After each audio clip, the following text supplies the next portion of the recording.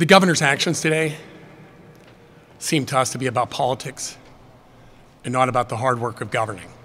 From 2010, 2011, which was the last budget under Governor Rendell, to the budget that is presently on the governor's desk, overall expenditure and change for the executive branch has been 16.4% growth. For the row offices, about 11.5% growth. For the judiciary, 14.7% growth. And for the legislature, 4.8% growth. Also keep in mind that the executive branch controls 95.3% of the total budget. The row offices are about 3.3% of the total budget, the judiciary about 1%, and the legislature about 0.5%. In addition, while we were controlling our expenditures, over 4 years' time, we have put a focus on public education and on kids specifically.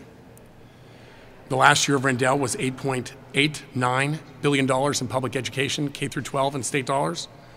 And in this budget that is now on the governor's desk, there is $10.5 billion in K through 12 spending on public education, including the governor's own request for $200 million in ready-to-learn block grant money, of which $100 million is new dollars.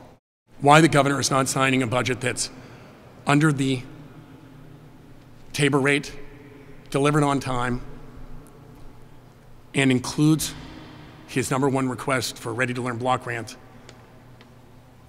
we are not quite sure.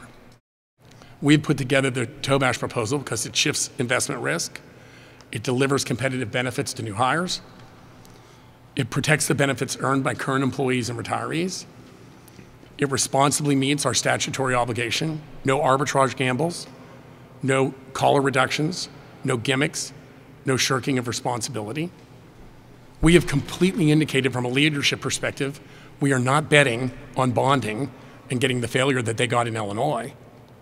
We'd like to see the governor put that out there and say he's opposed to the borrowing. He's opposed to the bonding because he knows it's a risk. He needs to say that.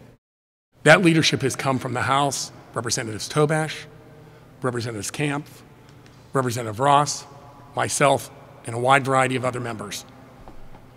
We're close to getting it done.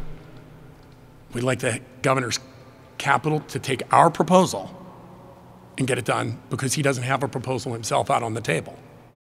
But we have had a very successful legislative run over the last 3.5 years, and that's because we've been leading from out front. We've not been afraid to tackle issues, to learn the issues, and to go get the votes.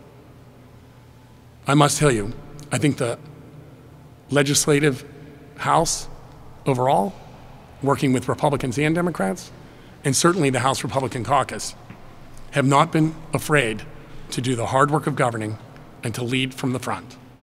My understanding is that the governor is placing items in budgetary reserve. Those would include items like funding for Special Olympics, after-school learning opportunities for low-income children, funding for science and math programs included in the leading-edge STEM programs, funding for cystic fibrosis research. I think those, amongst other items, should not be placed in budgetary reserve and should be released in accordance with the way that the budget and the fiscal code were passed.